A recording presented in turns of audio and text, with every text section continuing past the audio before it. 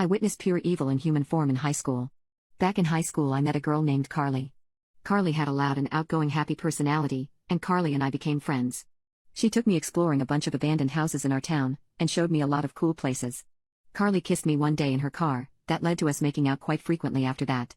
One day, she began taking videos of us making out on her Snapchat account. She told me she was going to send the videos to her ex-boyfriend Michael. I thought that was random, but I didn't say anything.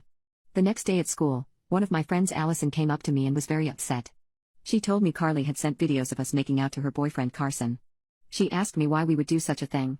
I was very confused and told her Carly told me she was sending those videos to her ex who lived in another state. Allison warned me and told me that Carly wasn't my friend. She said she wasn't anyone's friend. I didn't listen and continued hanging out with Carly. I started dating one of Carly's guy friends named Garrett. She did not like this. One day, I walked to Garrett's house and called Carly to say hi. While doing so, she told me to be careful but that she had to go. Garrett and I started walking around his neighborhood talking. Then next thing I know, Carly shows up out of nowhere with my ex in the back seat of her car, screaming at the top of her lungs that I don't know what I want and that I need to get in her car so she could take me home. Garrett tried telling her to leave but she went ballistic and kept screaming. So we got in her car, she dropped Garrett off and took me home and was acting all nice to me once I got in her car. She was telling me how much she loved me and how much I meant to her. I ended up staying the night with her that night. I remember becoming emotional in her room because I didn't like seeing my ex who I had recently broken up with before Garrett and I started dating. She climbed on top of me and started making out with me. She then proceeded to rope me. Later that day I had been admitted to the hospital because I was feeling unwell, so I was in the hospital for a few days. During this particular day, my boyfriend Garrett, my mom, and Carly had come to visit me. We were all visiting when Garrett kissed me. I didn't know this at the time, but my mom later told me that when Garrett kissed me, Carly had a dark and evil look in her eyes as she stared at me. My mom said the look gave her goosebumps and chills that ran up her spine. She said Carly looked completely evil.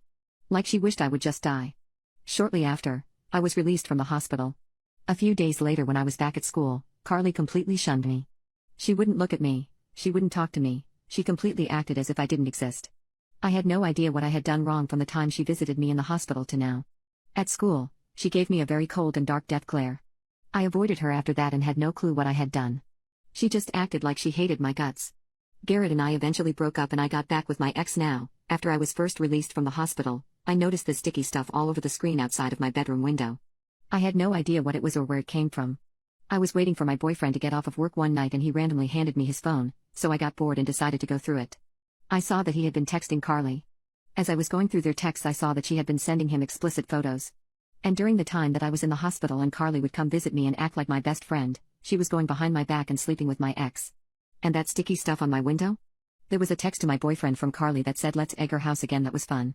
I immediately started crying and my boyfriend of course was trying to justify all of this, claiming that he had only hung out with Carly because he missed me and that he was upset that I was dating Garrett.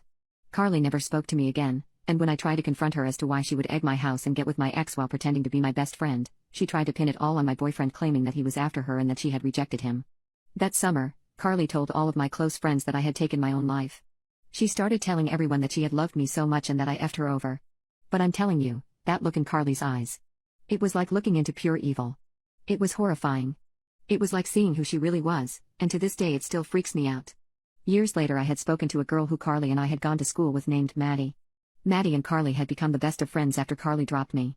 Maddie told me, "You're nothing like she described you and she made you out to be this really horrible person, but you're nothing like that." Turns out the reason Maddie and Carly stopped being best friends is because Maddie told me that Carly got her to do blow with her one night at a hotel and then they had intimacy. She told me Carly then left the hotel and went to find Maddie's crush. Carly had intimacy with him that night, dumped off Maddie, and began dating this guy. Maddie's words were, "She's not at all who she presents herself to be." And she wasn't.